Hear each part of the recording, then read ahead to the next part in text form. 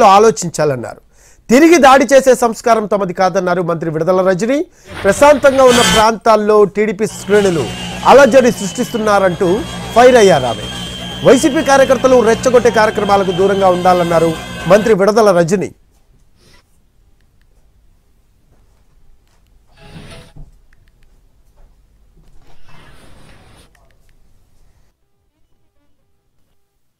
Rowdy మూకల్లాగా గూండాల్లాగా ఏ విధంగా కూడా ఇక్కడ మనము ఈరోజు వైఎస్ఆర్ కాంగ్రెస్ పార్టీ ఆఫీస్ ని ప్రారంభించుకుంటున్నామని తెలిసి ఇక్కడ ఏ విధమైనటువంటి రౌడీయిజము, ఏ విధంగా మరి రాళ్లతో దాడి చేసి ఆఫీస్ మీద అద్దాలు పగలగొట్టి ఆఫీస్ ప్రెమిసెస్ అంతా కూడా ఏ విధంగా అల్లకల్లోలం చేశారో మీ అంతా కూడా చూశారు.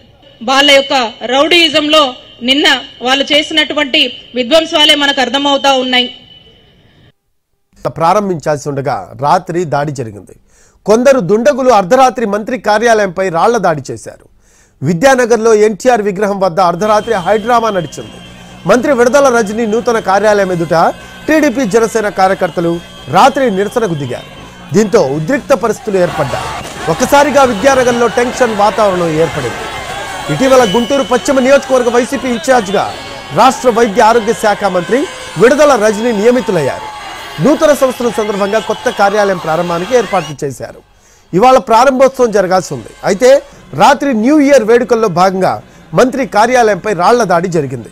నూతన సంవత్సరం సందర్భంగా టీడీపీ జనసేన కార్యకర్తలు భారీ బైక్ ర్యాలీ నిర్వహించారు. ఈ ర్యాలీలో మంత్రి విడుదల రజని కార్యాలయం మీదుగానే జరిగింది.